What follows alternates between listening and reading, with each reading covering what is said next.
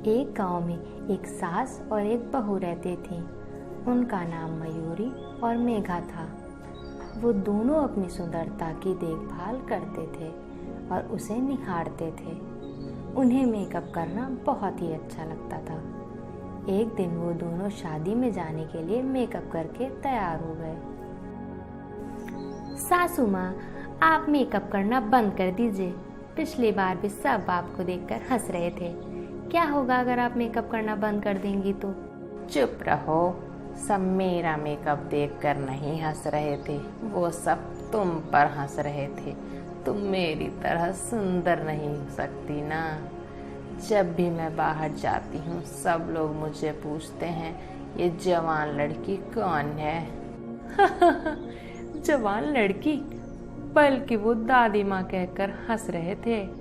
आपने ठीक से सुना नहीं शायद। वो दोनों लड़ने लगे। थोड़ी देर बाद मेकअप खत्म करने के बाद मयूरी अपने पति के पास बाहर आती है।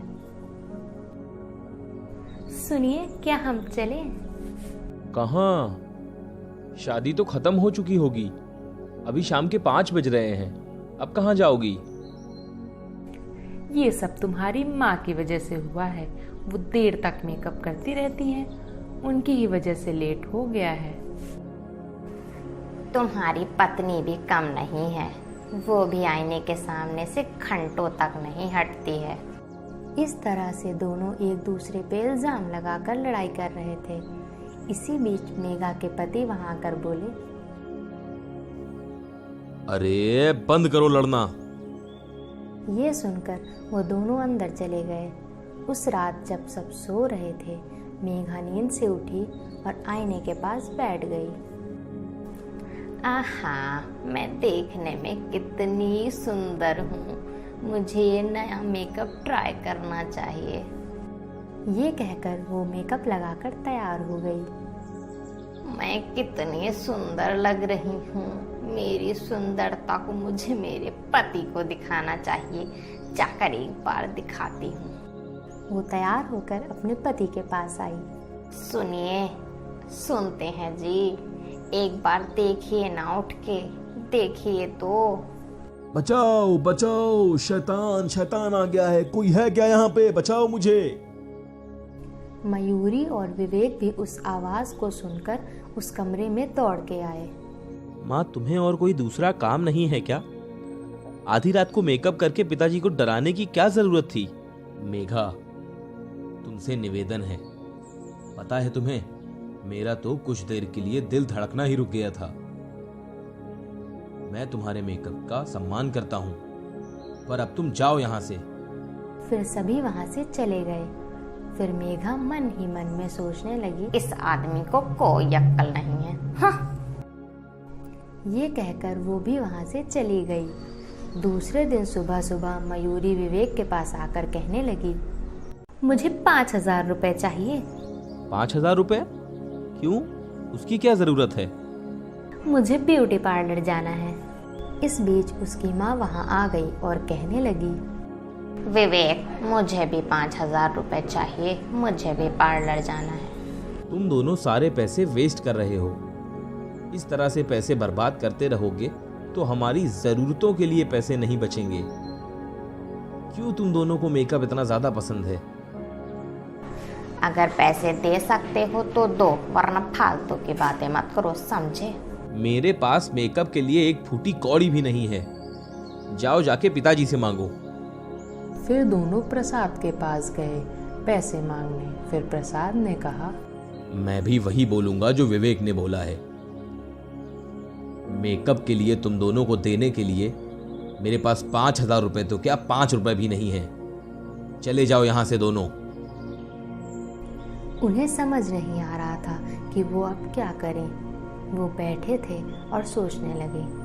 इसी बीच वहां एक व्यक्ति आया, जोर जोर से चिल्लाते हुए, ले लो ले लो ले लो, पुरानी चीजें दे दो और पैसे ले लो। तुम कितने पैसे दोगे इस रेशमी साड़ी और गमले के? दोनों चीजों के लिए मैं 3,000 रुपए दे पाऊंगा मैडम। क्या 3,000? ये रेशमी साड़ी है 25,000 की है और ये बर्तन 3,000 का। दोनों को मिला के 28,000 की हुई। तुम आधा भी नहीं दे रहे हो। अरे आप इतना कह रही हो तो मैं इन सामान के 5,000 दे दूंगा, उससे ज़्यादा नहीं दे सकता। मयूरी उसकी बातों पर मंजूर हो गई। वो सामान देकर 5,000 ले ली। उसकी सास ने भी वही किया और 5,000 ले लिया। फिर वो उन पैसों को ले जाकर पार्लर में खर्च कर आईं। ऐसे वो पार्लर जाते थे, खर्च करके आते थे। कुछ दिन गुजर गए, उनकी मांगें बढ़ने लगीं। उनके पति पैसे देते नहीं थे, इसीलिए वो घर के सामान और साड़ियाँ बेच देते थे। एक दिन उनके पति और बेटे ने सबक सिखाने की ठान ली। उस दिन रात को दोनों ने एक तरकीब सोची। उन्होंने सोचा कि दोनों के ऊपर काला रंग डाल देंगे और सो जाएंगे, जैसे कि उन्हें कुछ मालूम ही ना हो। सुबह दोनों जग गए। उनके मुंह देखकर दोनों हंस पड़े। हाँ, मयूरी, मैंने कितनी बार कहा है सस्ते मेकअप ना किया करो। देखो तुम्हारा मुंह कैसा हो गया है, तुम कैसी काली सी लग रही हो इतना पार्लर जाने के बाद भी। मैंने भी तो आपसे यही कहा था, आपका चेहरा कितना गंदा दिख रहा है। आपका चेहरा बिल्कुल काला हो गया है। अब मैं क्या कहूँ। ये कहकर दोनों आईने की तरफ दौड़ के गए और अपने अपने चेहरे को देखकर दुखी हो गए। वो रंग उनके चेहरे पर 2 दिन तक रहा। फिर विवेक ने उनसे कहा, तुम दोनों देखने में बहुत बुरे लग रहे हो। तुम दोनों को देखकर मुझे बहुत गुस्सा आ रहा है। विवेक ने एक तरकीब बताई जो उनके चेहरे के काले रंग को हटा सकता है। जैसा उसने कहा वैसे ही उन दोनों ने किया। फिर उन्होंने वो सारी चीज़ें लगाईं जो विवेक ने कहा था। फिर अपने चेहरे को साफ कर लिया उन्होंने। उसके बाद दोनों बहुत खुश हुए। ये देखकर विवेक ने कहा, माँ, हमारे पड़ोस में जो रिक्शा चलाने वाला रहता है वो हर रोज सिर्फ 500 रुपए कमाता है, पर उसी पैसे से वो बहुत खुशी और अच्छे से रहता है। पर हमारे घर पे आप हजारों रुपए मेकअप में बर्बाद कर देते हैं। तब भी आप दोनों के बीच में प्यार और मोहब्बत नहीं है। आप दोनों हमेशा लड़ते रहते हो। एक साथ बैठकर कभी खाना भी नहीं खाते। सड़कों पर बहुत सारे अनाथ लोग हैं जिसके पास खाने के लिए कुछ भी नहीं है। आप लोग कुछ कमाते भी नहीं हो। आप लोग जो पैसा खर्च करते हैं उसमें से थोड़ा पैसा उनके खाने के लिए ही दे दीजिए तो बहुत अच्छा काम होगा। ये फालतू खर्चा क्यों करना।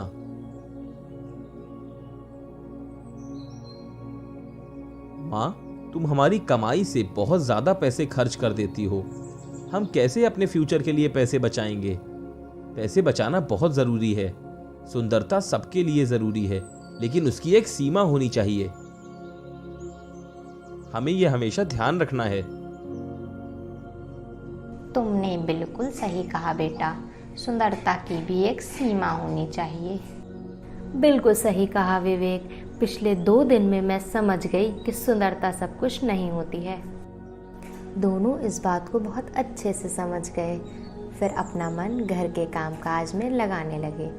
बेफजूल का मेकअप खर्च करना बंद कर दिया और सब हंसी खुशी साथ में रहने लगे।